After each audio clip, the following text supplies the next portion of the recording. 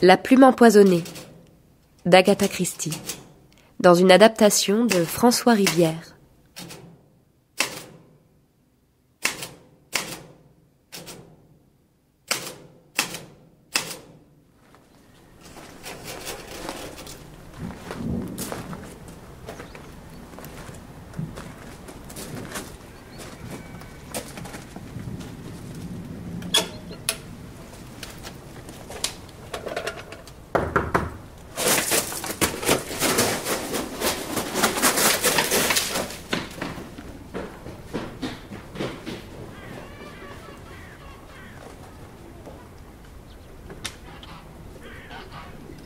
Mais... Oh, c'est un égarnement. Tiens, qu'est-ce que c'est ça?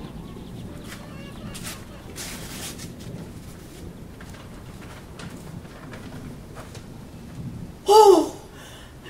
Non mais c'est... Comment? Georges! Viens vite lire ça, viens vite!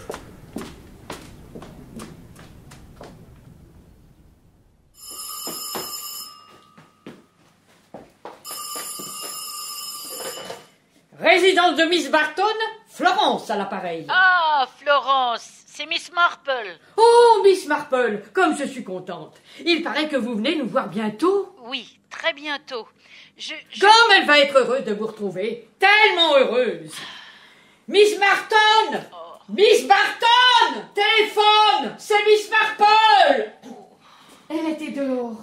Je la vois qui arrive, Miss Marple. Elle arrive. Florence! Ne criez pas comme une folle. On vous entend jusqu'à l'église. Passez-moi ça.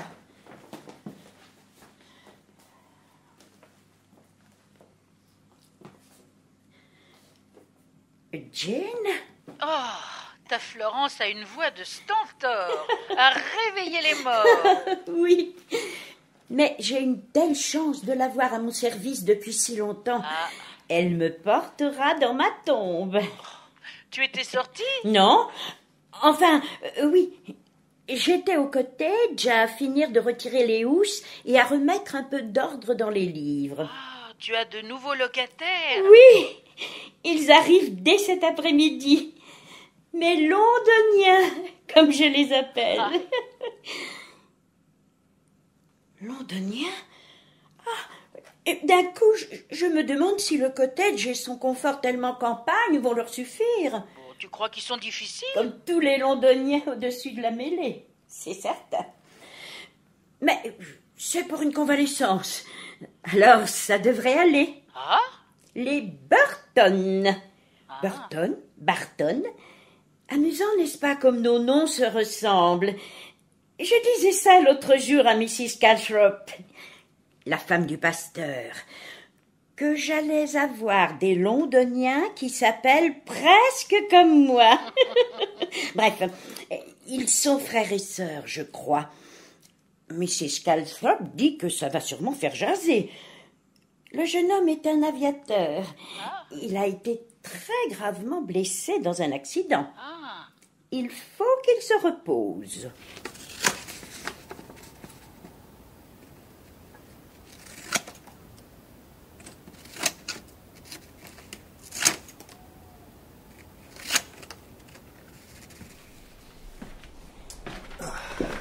Donc, vous voici entièrement chez vous. C'est formidable, n'est-ce pas, Jerry?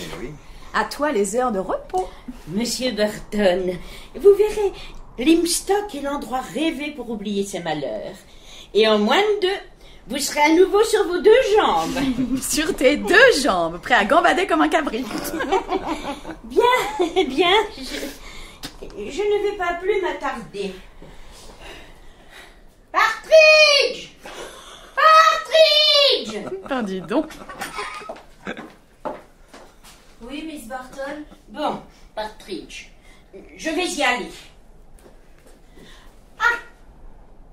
Faites bien attention avec le radiateur à gaz de la chambre verte. Au moindre courant d'air, la flamme s'éteint. Oui, je sais. C'est le seul souci de ce petit paradis. Allez, je vous dis à très vite. Occupez-vous bien d'eux, Partridge, ma fille. Sur ce, j'y vais. Bye. Bye. Bye. Quel vent! Partridge, montez vite voir! Eh ben, elle est sympathique, cette Miss Barton, non? Ah, mais j'ai cru qu'elle ne partirait jamais. Comme tu y vas. L'hospitalité provinciale, voilà tout. Que ne ferait-on pas pour toi? Tu es contrarié. On est bien loin de Londres, c'est ça? Mais non. Je suis sûr que nous allons nous y plaire. Faisons de ce cottage le nôtre. Et tu verras, tout ira bien. C'est plus pour toi que ça va être dur, Sorette. Ta petite bande de copains va te manquer. Tu fumes trop. Tu en veux une, c'est ça? Oui, lance-moi une. Tiens. Oh, Chérie, tu as vu? Quel joli coussin. Fleuri et vieillot. Ils vont si bien avec notre logeuse, la pétulante Miss Barton. Elle ne te lâchait pas des yeux, hein? Je ne sais pas si tu as remarqué. Voilà quelqu'un qui vient. On est plus populaire ici qu'à Londres. Ce doit être le docteur Griffiths. C'est Jarvis qui a dû le prévenir. Docteur Griffiths. Enchantée. Je suis Johanna, la scientifique. Allez-y. Il est par là. Déjà? Bonsoir, docteur. J'ai appris que vous étiez arrivé, je me permets de venir à l'improviste. Alors, comment va notre blessé? Jarvis a dû vous dire, non? Vous avez eu beaucoup de chance selon lui. Une jambe cassée seulement dans ce genre d'accident, un vrai miracle. Un vrai miracle? 3 mois que je boite comme un malheureux. À première vue, Jarvis a fait de l'excellent travail. Allez, laissez-moi voir.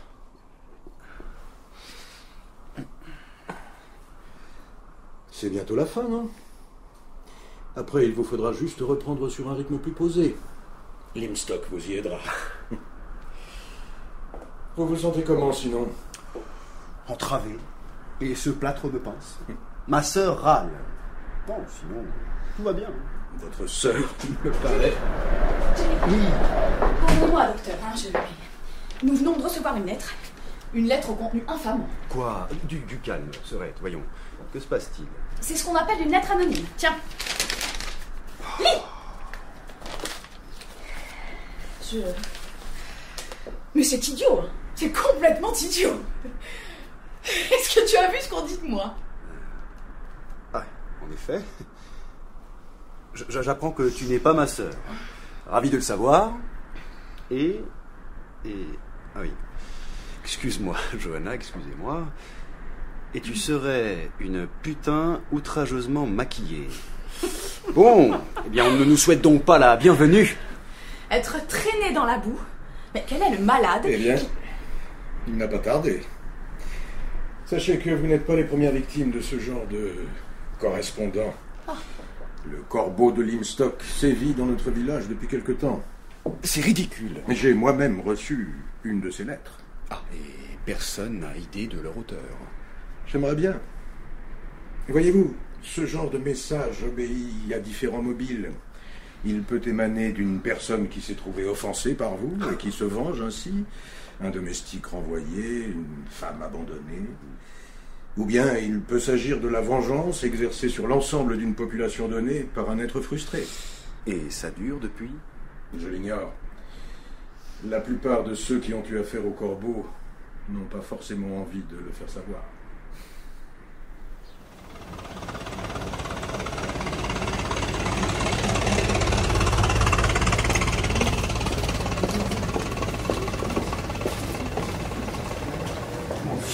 Et voilà, Mrs. Potter, regardez là, devant le magasin du laitier. Où ça? Ben voyons là.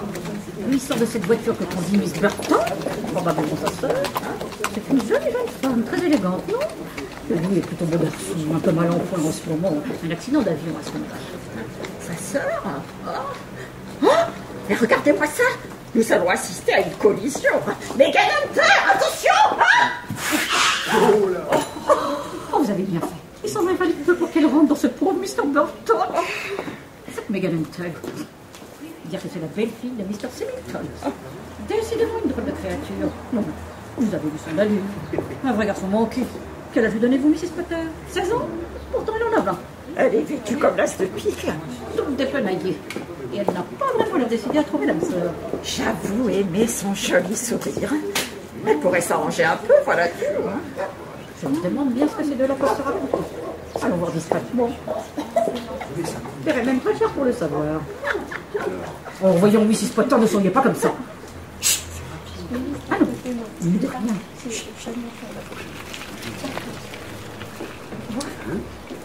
Je viens de la ferme des Lachats. J'ai acheté des œufs de canard.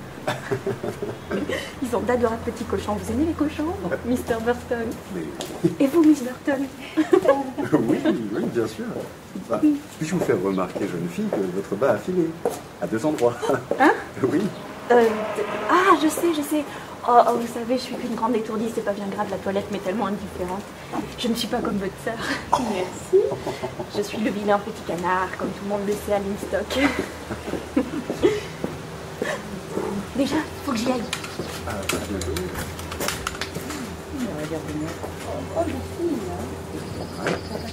Drôle d'oiseau. Du futé qui nous paraît.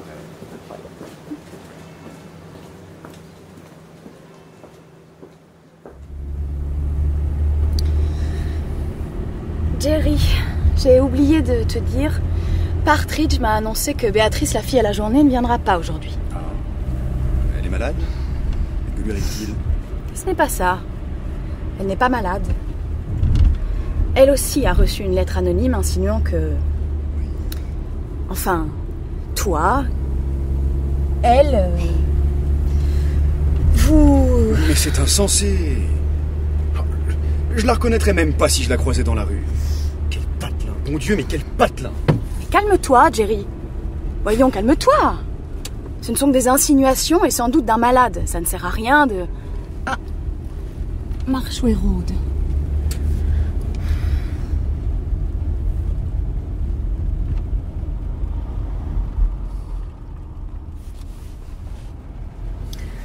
On arrive chez Mr. Pye.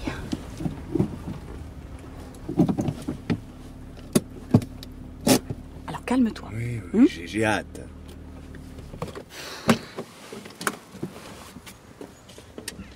Non mais vraiment. Tenez, allongez votre jambe sur ce pouf. Merci. Un peu de musique? Oui, volontiers. Vraiment, Mr. Pye, vous êtes aux petits soins pour mon frère. C'est tout naturel. Le malheureux doit être tellement gêné par cette infirmité. Provisoire, je l'espère. Je l'espère. Vous voir diminuer comme cela, c'est trop triste. En tout cas, quel bonheur pour nous autres de vous avoir à Limstock. Vraiment, Mr. Pye. Ce n'est pourtant pas la vie de tout le monde. Vous ne voulez pas dire que... Oh non. Vous aussi 12 enfants. Auriez-vous reçu une de ces lettres immondes? Oh là là. Mais rassurez-vous, enfin, si je peux dire, il paraît que plusieurs personnes du village y ont eu droit, eux aussi. Monsieur Rattle, notre boucher, Miss Lockridge, cette charmante infirmière, pourtant si dévouée. Et puis Mrs. X, la fleuriste de la Grande Rue.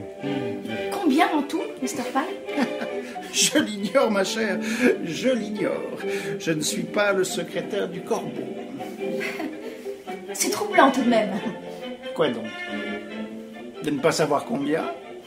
De ne pas savoir qui a reçu? Ou bien qui a écrit?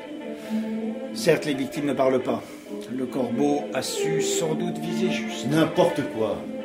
Ce sont que des infamies sans fondement. La vérité blesse souvent plus que les mensonges, mon cher.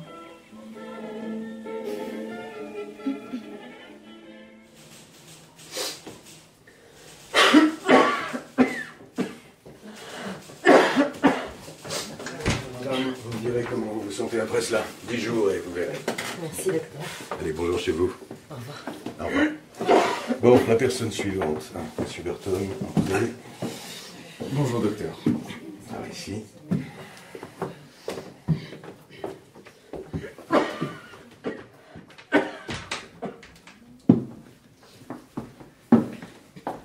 Appelez-moi Owen, je vous prie.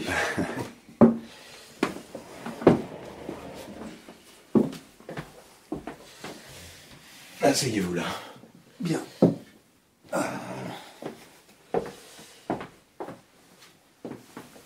Alors, qu'est-ce qui vous amène? Votre jambe semble aller mieux. Nous vous enlevons le plâtre dans 2 jours, non? Oui. Votre mine est reposée. Le bon air vous fait le plus grand bien. En fait, Owen, je ne viens pas vous consulter pour ma jambe, ou même ma santé. Cette histoire de lettre anonyme commence à prendre une tournure inquiétante. J'espère que votre sœur n'est pas trop perturbée. Oh, Johanna, c'est une dure à cuire. Non, non, non. Je trouve ça extrêmement comique. C'est la première fois que ça lui arrive, vous comprenez? Encore heureux. Et nous avons eu aussi la visite de Mrs. Baker, dont la fille, notre petite servante, refuse de revenir travailler chez nous. Oui. Après avoir été informée par le corbeau que j'étais un satyre, eh bien, elle ne pense que du mal de moi. Mrs. Baker suggère que Mrs. Klitz... Que Mrs. Klitz serait le corbeau, n'est-ce pas? Mrs. Baker et tous ceux qui accusent Mrs. Klitz se trompent. Tout ça parce que cette créature est bizarre, qu'elle vous regarde d'un drôle d'air. Je la connais et je peux vous assurer qu'elle n'est pas du genre à écrire des lettres anonymes. Mais alors qui? Vous avez une idée, Owen? Non, aucune. Le corbeau se protège bien. Mais tôt ou tard, il commettra un impair. À moins que, d'ici là... Owen, tu as 1 minute? Oh, vous étiez là, Mr. Burton. Entre, aimez. Vous connaissez ma sœur, Jerry? Bien sûr. Nous nous sommes vus hier soir chez les Symington. Vous allez bien? Oui. Alors vous m'aviez remarqué. Vous n'aviez Dieu que pour la belle gouvernante de ce bon notaire. Mais pour qui donc se prend cette fille? Une vraie Messaline. Tu ne trouves pas, Owen?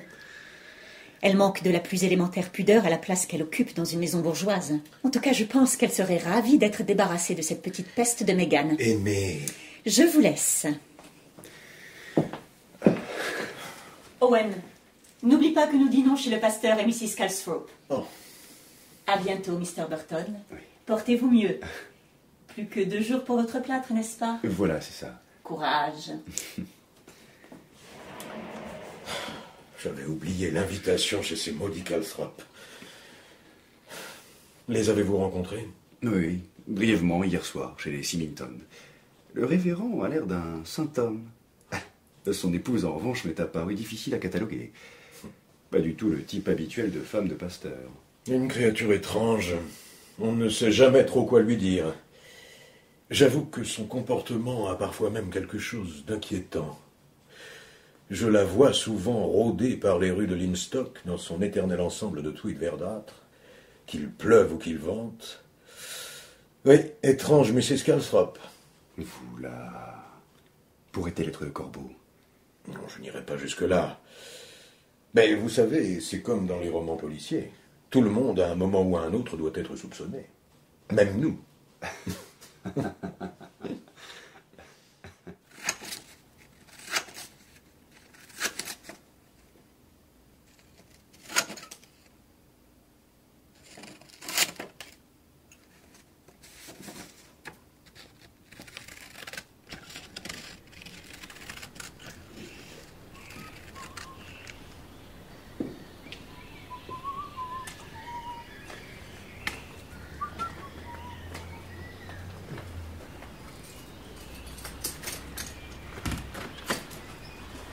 Johanna, tu es là?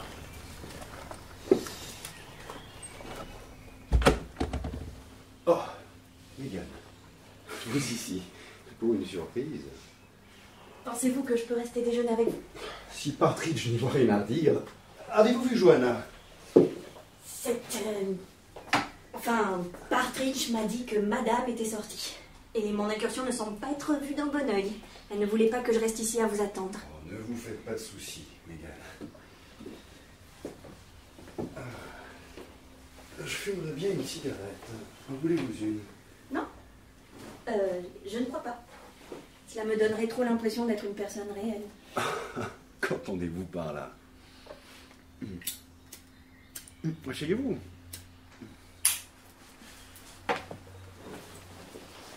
Pardonnez-moi, je parle à tort et à travers. C'est d'ailleurs ce que me reproche mon beau-père. Oh, regardez. J'ai réparé moi-même mon bas qui avait filé. Vous voyez? Parfait. Votre sœur s'y entend pour ce genre de choses? Elle? Oh, je crois qu'un bas filé est aussitôt mis au rebut. Je ne peux pas en faire autant. Je ne suis pas riche, moi. Je suis la pauvre belle-fille de Monsieur Symington. Monsieur Symington vous a pourtant accepté comme sa propre fille. Et quel âge avez-vous donc? Drôle d'enfant. Vous ne le saurez pas. Je dois vous paraître horrible, n'est-ce pas?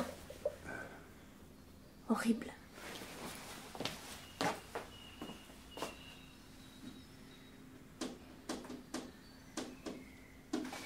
Mais je vous aime bien, vous savez, Monsieur Burton. Vous n'êtes pas comme les autres hommes. Mais pourquoi donc vous trouverais-je horrible? Parce que je le suis. Parce que je le suis. Ne soyez donc pas stupide. Je ne suis pas stupide. Ça, c'est ce que les gens croient. Ils ignorent que j'ai deviné qui ils sont en réalité. Et je les hais. À ma place, vous aussi, Monsieur Burton, vous ne pourriez qu'éprouver de la haine pour les gens. Non? Megan, comment pouvez-vous parler ainsi? Vous haïssez tant que cela le genre humain? C'est toujours ce qu'on vous répond quand vous dites la vérité. Ma mère me déteste. Vous savez que les chattes dévorent les chatons qu'elles détestent. Si ma mère avait pu me dévorer, alors elle m'a collé dans un horrible pensionnat. À présent, elle ne rêve plus que de me voir déguerpir. Mais pourquoi ne partez-vous pas, hein? En effet, vous pourriez faire un apprentissage quelconque. Il n'en est pas question. Non, pas question. Eux, ils aimeraient bien me voir partir. Mais moi, je préfère rester. Oui, rester. Ici, oui. Rien que pour leur rendre la vie impossible. Allons, Megan. Séchez vos pleurs. Ah, j'entends Johanna qui arrive.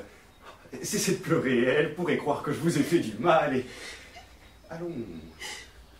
Montez jusqu'à la salle de bain. Nous n'allons pas tarder à passer à table.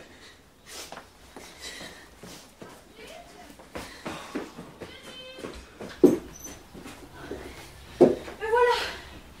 Je suis en retard parce que je dois être terriblement furieuse. Quelle tête tu fais? Jerry, quelque chose ne va pas?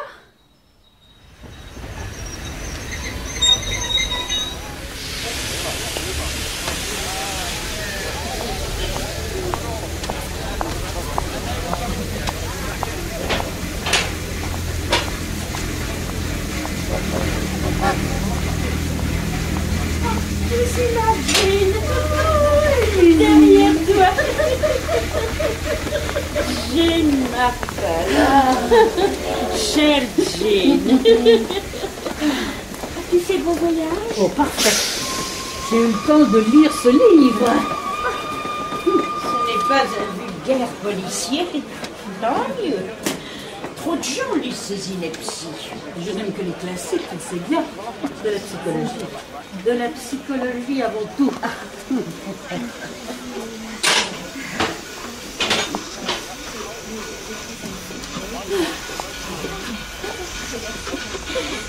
Quelle nouvelle de Sainte-Mérimide? Donne-moi ton sac. Non. Ça ira. Oh, à Sainte-Mérimide, rien de bien palpitant. Eh bien, ici, nous vivons dans la peur, tu sais. Hein? Comment cela? Des lettres anonymes qui nous accablent de leur venin. Oh, tu en as reçu une? Non, pas moi, Dieu merci. Mais mes nouveaux locataires sont sous le feu du corbeau. Stupide oiseau de malheur. Ah, tu leur promettais du calme, ils doivent être ravis. Oui, c'est terrible. Tu m'as pas fait venir pour cela, j'espère. Jeune, oh, comment peux-tu penser une chose pareille? Allons, viens.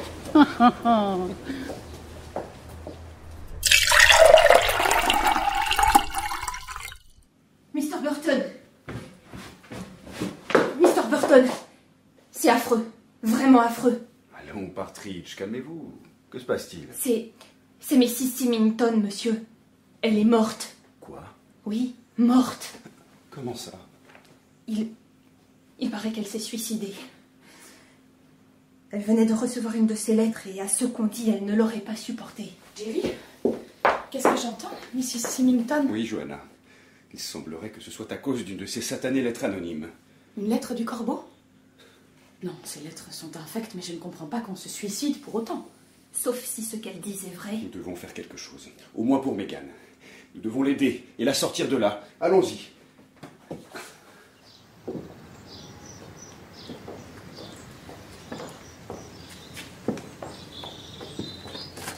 Bonjour Burton. Ce que je redoutais s'est finalement produit. Fichue histoire. Bonjour, Dr. Griffiths. Bonjour Mademoiselle Burton. J'ai la tête ailleurs, je ne vous avais pas vu. Je suis pourtant grandeur nature. Il s'agit bien d'un suicide? Elle a écrit « Ça n'est plus possible » sur un bout de papier. On a trouvé l'enveloppe par terre à côté de son fauteuil et la lettre froissée en boule. Et qu'est-ce que... Oh, excusez-moi. Non, ne soyez pas gênés. De toute façon, la lettre sera lue à l'enquête. Elle est du même style ordurier que les autres.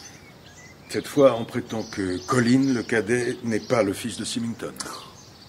Sans cette lettre, Mrs. Symington ne se serait pas suicidée, non? Je la soignais depuis quelque temps.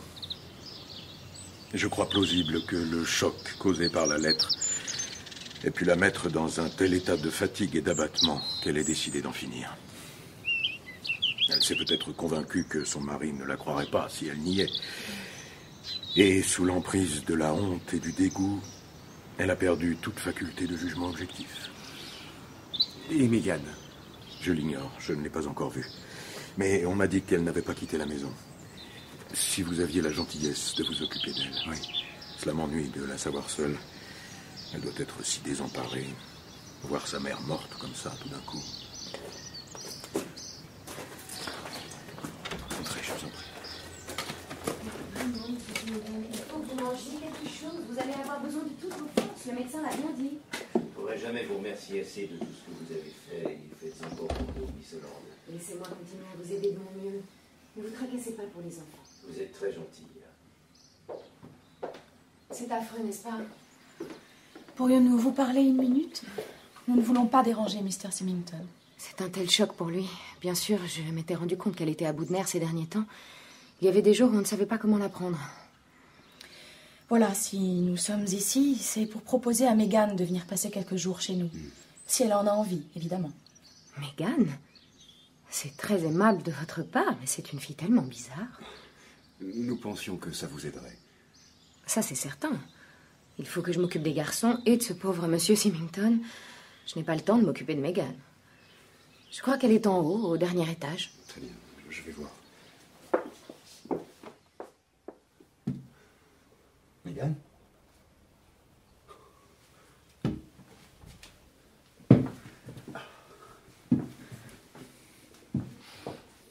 Meghan?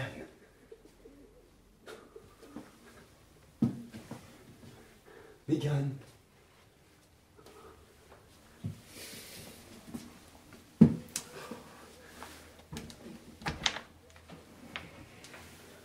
Meghan, où êtes-vous?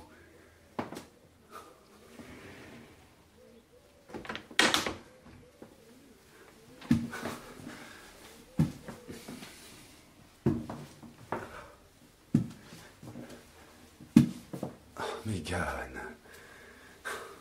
que faites-vous là, assise par terre? Relevez-vous, je vous en prie. Je ne veux voir personne. Allons, levez-vous, soyez raisonnable. Je comprends votre chagrin. Johanna et moi sommes venus pour vous proposer de loger quelque temps chez nous. Oh oui, emmenez-moi loin d'ici. Ce lieu est tellement horrible. Ne partez pas sans moi, je vous en supplie. Venez. Oh, quand je serai arrivée chez vous, je crois que je ne pourrai plus m'arrêter de parler. Allez-y.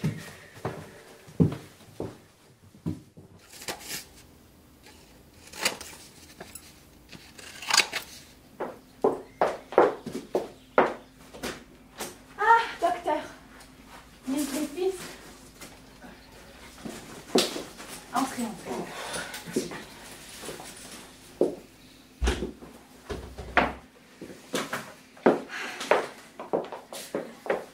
Comment allez-vous, Amy? Bien. Bien. Je voulais juste vous dire que c'est vraiment très généreux d'avoir pris Megan Hunter sous votre aile. Il est vrai qu'après ce qui s'est passé... Oui, cette pauvre enfant a trop souffert de la solitude. J'avais suggéré à sa mère de l'inscrire chez les guides. Megan, chez les guides? Vous plaisantez? Pas loin du monde. Ça lui ferait le plus grand bien.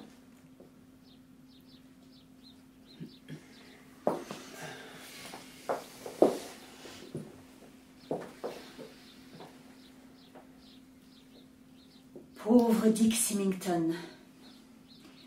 C'est un homme fier, vous savez. Imaginez-vous qu'une blanche colombe avalerait du cyanure si elle se savait innocente de ce dont on l'accuse? Vous n'imaginez pas que... À mon avis, Dick savait très bien à quoi s'en tenir. Il n'est pas aussi naïf que mon cher frère. J'ai appris ce qui avait dû se passer hier. La mort de Mrs. Symington se situe entre 15 et 16 heures. Elle était seule à la maison. Les domestiques avaient leur jour de congé. Elsie Holland était, elle, en promenade avec les jumeaux. Et Megan était partie faire un tour à bicyclette. Ah, elle était donc seule. Et la lettre est arrivée à ce moment-là. Par le courrier de l'après-midi, sans doute. Mrs. Symington l'a ramassée dans la boîte. Elle l'a lue, puis, très perturbée, elle est allée jusqu'à la remise du jardin pour y prendre le cyanure destiné à la destruction des nids de guêpes. Mr. Burton, Miss Burton, il y a là un monsieur de la police qui désire vous parler. Mais faites-le entrer, Partridge. L'inspecteur veut sûrement avoir votre avis. Je lui ai dit pour votre lettre du corbeau. Vous ne m'en voulez pas? Pas le moins du monde. Je vous raconterai plus tard. Pardonnez-moi. Bien entendu, je vous en prie. Aimé?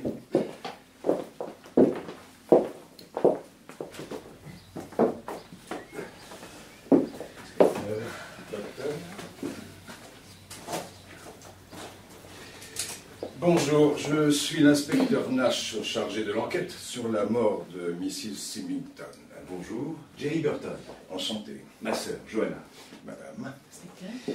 Je suis à la recherche de toutes les missives du corbeau de Limstock et l'on m'a dit que vous étiez l'une des cibles de cet individu. Oui, j'ai gardé la lettre. Un souvenir de Limstock. Quel souvenir! Oui, je vois. Et je constate que cette fois encore, le corbeau utilise les caractères découpés dans un vieux livre. Quant à l'enveloppe, on y a tapé le nom et l'adresse à la machine. Une vieille Windsor sur laquelle le A et le T ne sont pas alignés. Une vieille Windsor. Vous avez donc remonté la piste de la machine à écrire, inspecteur. Parfaitement. Elle appartenait à l'étude notariale de Maître Symington. Mr. Symington. Laissez-moi finir. Maître Symington en a fait cadeau à la maison des femmes du village il y a quelque temps. Toutes ces dames de Limstock peuvent donc s'en servir. Pardonnez-moi, inspecteur. Oui. Partridge? Non. Jerry Burton à l'appareil. Pourrais-je parler à Partridge, s'il vous plaît, monsieur? Oui, bien sûr. De la part de qui? Agnès Vadel, monsieur. Un instant. Partridge! Partridge! Quelqu'un vous demande au téléphone. Pour moi? Oh. Je suis confuse, monsieur, pardon. Qui? Agnès Velde. Agnès, désolé, monsieur. Prenez l'appel dans le petit bureau. Nous devons encore parler avec l'inspecteur. Bien sûr, monsieur. Burton, bien sûr. Pardon, inspecteur.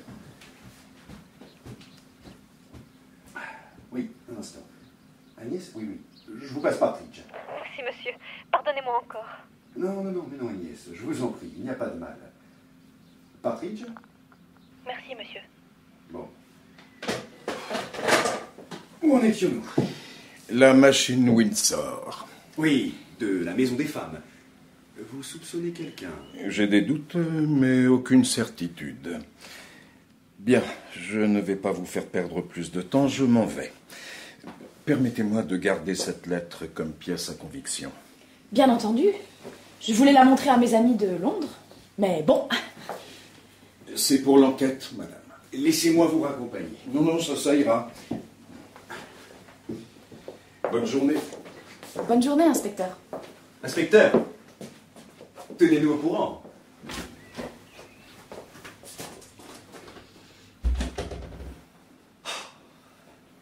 Te voilà dépouillé de ta lettre. Tu as remarqué, Johanna, que l'on se sent toujours coupable devant la police. Coupable? De quoi? Je ne sais pas. C'est un sentiment étrange. On a tous quelque chose à cacher, et la police a l'air de vouloir vous faire dire tous vos secrets. Bêta. Mais rien à voir. Sais-tu où est passée Meghan? Meghan a disparu depuis ce matin. Je me suis inquiétée, j'ai fini par téléphoner chez les Symington, et l'on m'a appris qu'elle était rentrée chez elle. Le comportement de cette fille m'échappera toujours.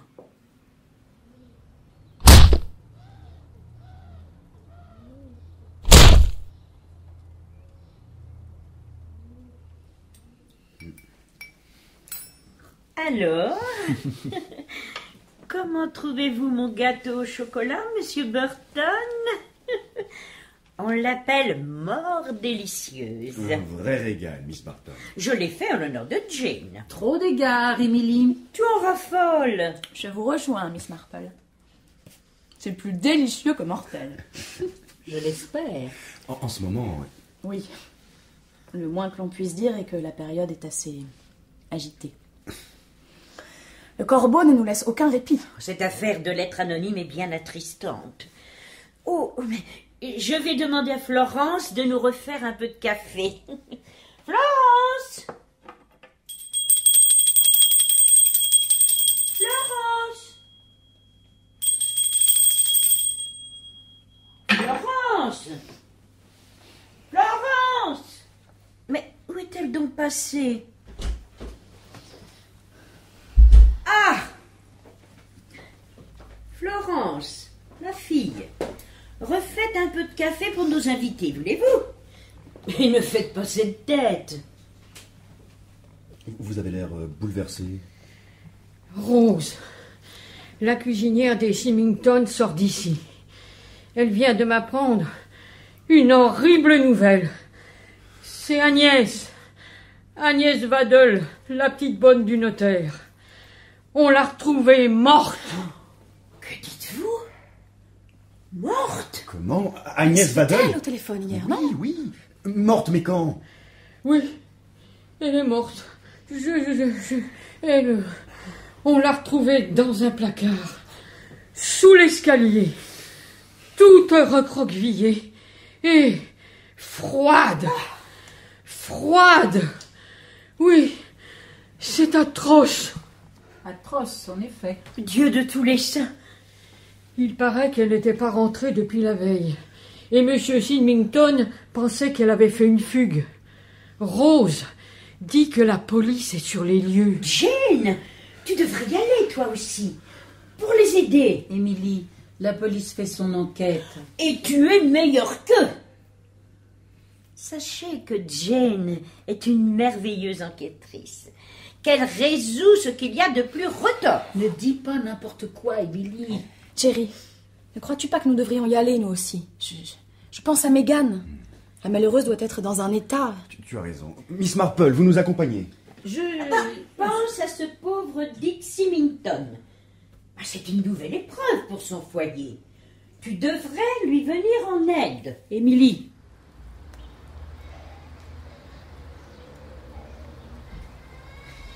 Il était très tôt ce matin et je suis descendue à l'office et... Voilà, Megan. Chut, ça va aller. Et après Jerry. Rose était très en colère après Agnès, qui n'était toujours pas rentrée. J'étais en train de prendre mon petit déjeuner lorsque Rose, qui était montée jusqu'à la chambre d'Agnès, en est redescendue en me disant que son manteau et son chapeau s'y trouvaient. Ça voulait dire qu'elle était là, non? C'était vraiment étrange. Oh, elle n'était pas partie alors. Oui, et c'est par hasard que j'ai ouvert le placard sous l'escalier et alors je l'ai vue. Par hasard? Je fouillais comme ça, madame. Tiens-toi tranquille, je veux. C'est pas le moment. Ah, Miss Burton, Monsieur Burton, vous êtes là. Miss? Miss Jane Marple. J'ignorais que vous étiez là. C'est une chose épouvantable, n'est-ce pas? Épouvantable, en effet. Miss... Elsie Holland. Je suis la gouvernante des enfants de Monsieur Symington. Enchantée. Bonjour, Miss Holland. Que dit la police? S'agit-il d'un meurtre? Megan ne vous a pas dit? Elle allait... Oui, c'est sans doute un meurtre. Agnès a été frappée à la nuque. Et ses cheveux étaient pleins de sang. À présent, je dois aller m'occuper des garçons. Vous trouverez Monsieur Symington dans son bureau avec l'inspecteur Nash. Tu viens prendre le pain. Je vais pas les rejoindre, Jerry. Je reste avec Megan. Oui. Je vous accompagne. Allons-y.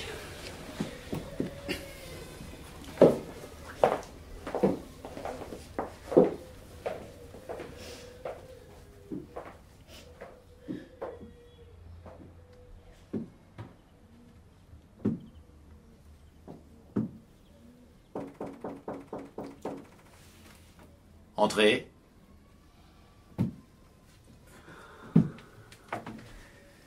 Ah, c'est vous, Monsieur Burton. Miss... Miss Marple. Vous n'avez pas tardé, Mr. Burton. Comment avez-vous su? Je prenais le thé avec ma sœur chez Miss Barton. Nous avons rencontré Miss Marple, qui a déjà résolu des affaires criminelles. Attirée par l'odeur du crime, Miss Marple? Miss Barton m'a un peu forcé la main. Cette vieille punaise de Barton, elle ne peut pas... Excusez-moi, je suis un peu nerveux. Je vais voir les enfants. Miss Marple, excusez-moi encore. Mr. Burton. Inspecteur, je suis à votre disposition. Bien entendu. Bien entendu.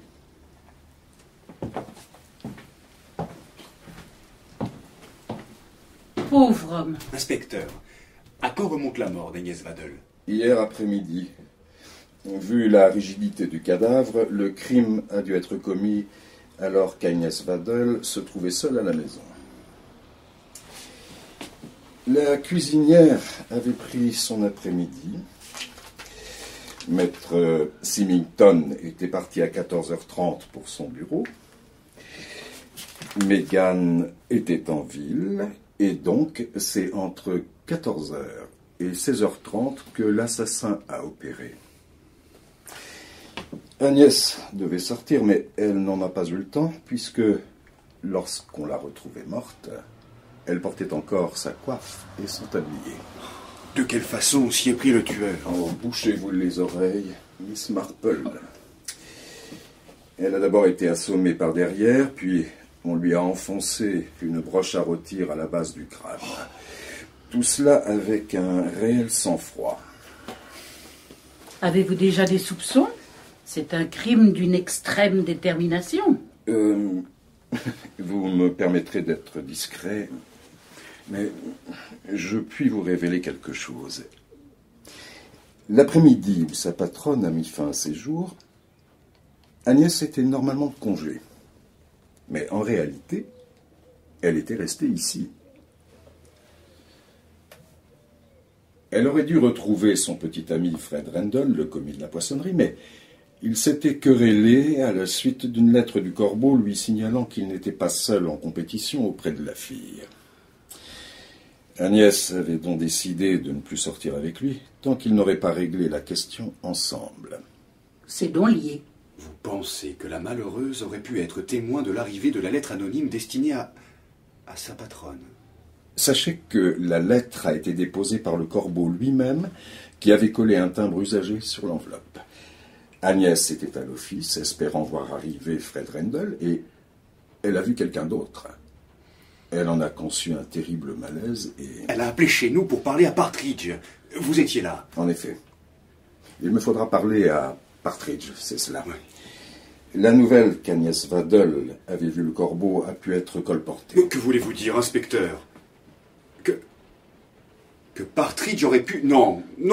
Vous connaissez mal la campagne, Mr. Burton. En effet, vous connaissez bien mal la campagne. Tout se sait, tout se dit. Partridge sera à votre disposition, inspecteur. Merci. Nous devons aussi penser à celles ou ceux qui auraient pu surprendre cette conversation ici même. Miss Holland ou Rose. En vérité, le cercle des suspects n'est pas très large. À présent, je dois me concentrer sur 2 moments précis. L'après-midi de la mort de Mrs. Symington et l'après-midi d'hier où Agnès Vadel a été assassinée. Merci pour votre écoute, Mr. Burton. Miss Marple. Oh, n'hésitez pas. Dans un roman policier, lorsque le détective s'adjoint les services d'un personnage, celui-ci a quelque chose à voir avec le crime. Mais enfin, n'est-ce pas, Miss Marple? Qu'allez-vous chercher là? Vous n'êtes pas du genre à écrire des lettres anonymes, Mr. Burton. Je vous autorise donc à me suivre dans mon enquête. J'essaierai d'être votre brillant second.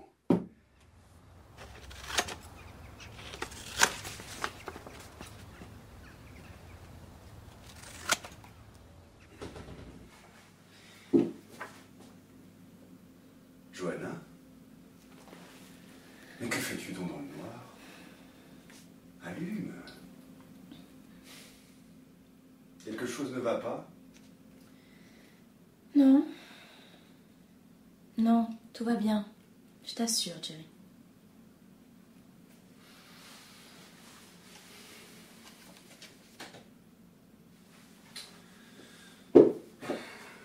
Te voir ainsi, je n'en suis pas aussi sûr.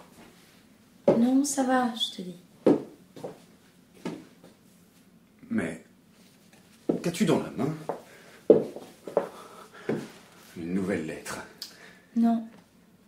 Une photo. C'est Owen qui me l'a donnée. Le cliché d'un foie malade. Je vois. Owen était donc ici. On dirait que ce bon docteur trouve ta compagnie plus douce que celle de sa propre sœur. Cette femme me sort par les yeux. Oui, Owen aime bien passer du temps ici. Avec toi. Avec toi. Ne tire aucune conclusion. Ah, aucune. Il vient ici pour te donner des photos de foie malade, voilà tout. Rien de mal. Jerry.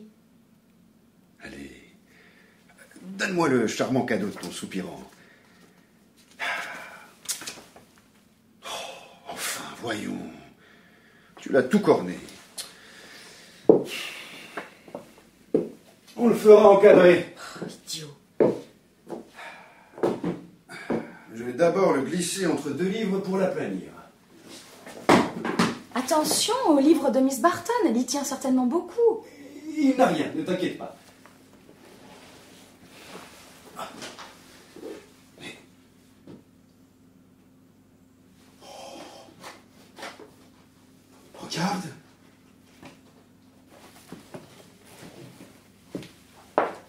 Regardez quoi?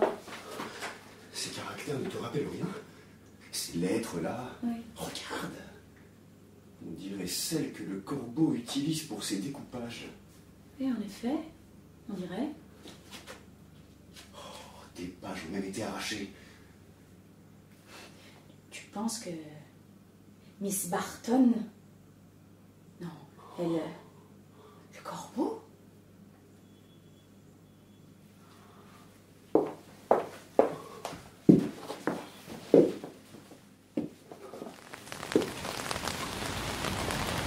L'inspecteur Nash va suivre cette piste. Mais moi, je n'arrive pas à croire que Miss Barton puisse être responsable de la mort de ta mère en tant que camp.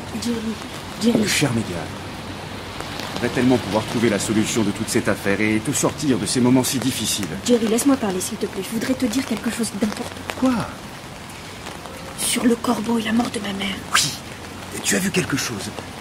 As-tu reçu des menaces? Le corbeau t'a écrit? Raconte-moi. Non, je n'ai rien reçu, ce n'est pas ça, c'est que j'ai... Comment dire? Ah, douce Megan. Tu sais bien que tu peux tout nous dire. Je suis là pour toi. J'ai peur de... Si je te le dis, il pourrait m'arriver malheur. Comment ça? Mais parle, Megan. Parle. Pourquoi tu ne me fais pas confiance? Je te protégerai contre tout. Chérie, tu me connais à peine. Pourquoi prends-tu autant soin de moi? Je crois que... Alors que je ne suis qu'une affreuse lâche. Affreuse. Je ne te mérite même pas. Non, ne dis pas ça. J'ai vu ce... Monsieur Burton, Megan. Quel charmant couple que voilà. N'est-ce pas, Jane? Megan, où vas-tu? Qu'est-ce que je dis pour la faire fuir comme ça? Ah, c'est tout. J'irai voir ce qu'elle a, ne vous en faites pas. Cette jeune fille semblait bouleversée. Megan semble savoir quelque chose. Une chose qui la terrifie. Elle allait me dire... Cher Mr. Burton, le danger est bien réel. Une grande menace plane sur cette jeune fille. J'ai mené ma petite enquête. Sachez que dans ce genre d'affaires, il faut toujours se méfier des idées toutes faites. Parfois, ce n'est pas l'arbre qui cache la forêt, mais le contraire.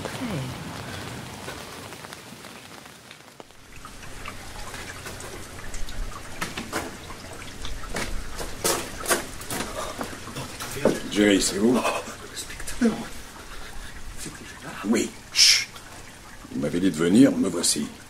Mais surtout pas un bruit. Regardez. Ils sont là. La porte du salon est entr'ouverte. Alors, prends patience, les gars. J'ai trop attendu. C'est Megan. C'est sa voix. C'est maintenant où je parle à la police de ce que je vous ai eu faire avec les cachets dans la chambre de maman le jour où elle est morte. De quoi parles-tu, pauvre enfant? Vous le savez très bien. J'attends l'argent qui me revient. Megan, il nous faut intervenir, inspecteur. Chut. Écoutez. Ton argent? Oui. Sinon, je dirai tout. Tu m'entends? Tout. Viens dans mon bureau. Je vais faire un chèque. 1000 livres, ça ira, non? Pour oublier ça et aller d'avant.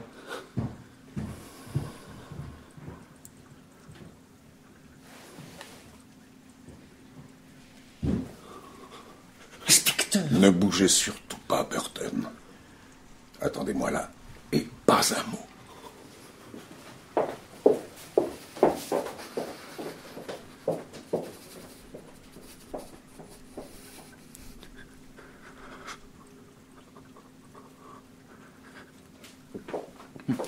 Inspecteur? Megan? Jerry. Oh, Miss Marple. Pourquoi êtes-vous là? Et vous, caché comme ça, vous n'avez pas trouvé Megan? Où est l'inspecteur? Il a fait le tour. Megan est en danger.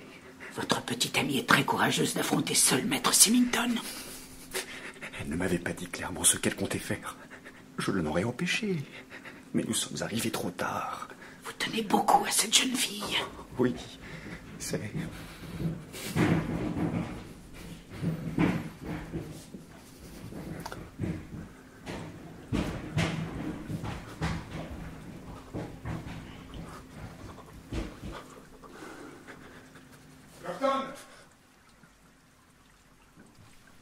Burton! J'arrive, inspecteur.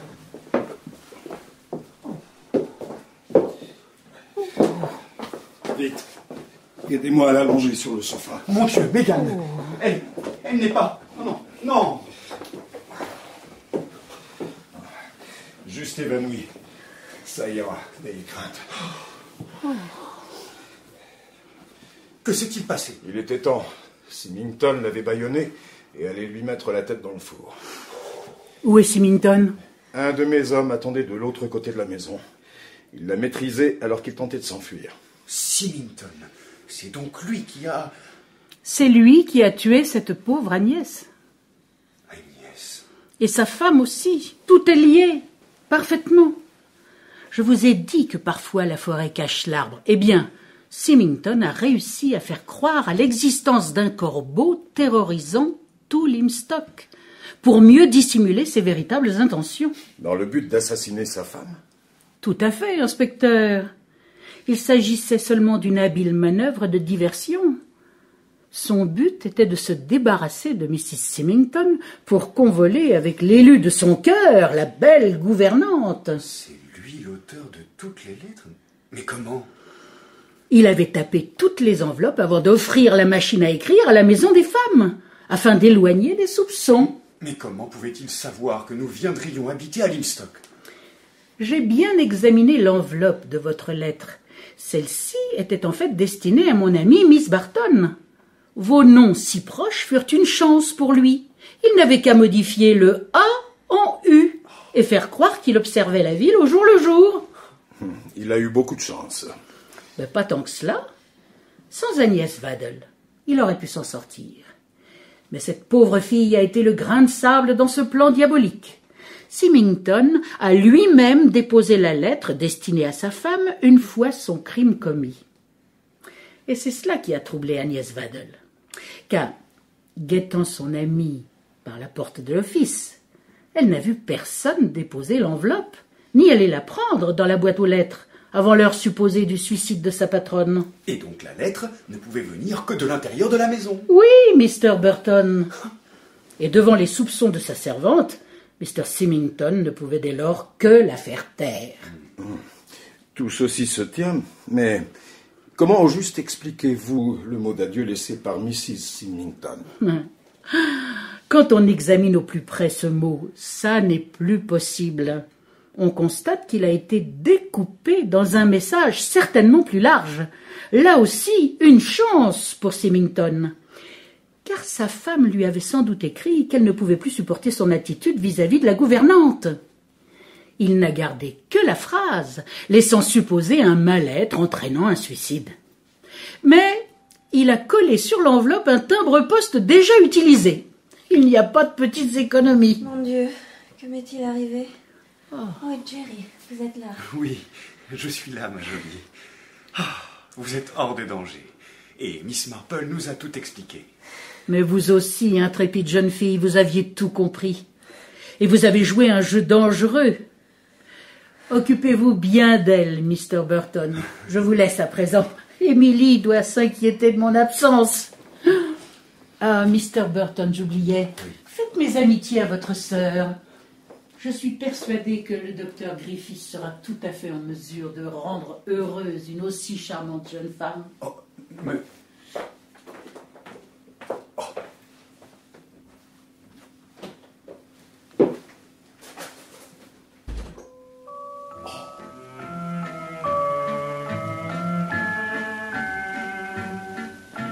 C'était La plume empoisonnée d'Agatha Christie, dans une adaptation de François Rivière, avec Anna Gaylor, une vieille dame, Marie-Pierre Cazet, Florence, Christine Murillo, Miss Marple, Marie Dode, Miss Barton, Juliette Roudet, Johanna Burton, Anne-Lise Main, Partridge, Slimane Yafsa, Jerry Burton, Éric Herson-Macarel, Dr Griffiths, Valériane de Villeneuve, Miss Notte, Marie-Christine Horry, Miss Potter, Aurore Soudieu, Megan Hunter, Pierre-Jean Pagès, Mr Pye, France Ducato, Aimé Griffiths, Julia Védis-Bogart, Elsie Holland, Bruno Pavio, Mr Symington, Hervé Furic, Inspecteur Nash, Florence Lecor,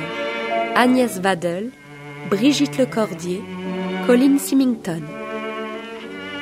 Et les voix de Sophie Gubry, Manon Leroy, Marie Micla, Susanna Poveda, François Perrache, Jean-Christophe Fraîche et Xavier Cliot.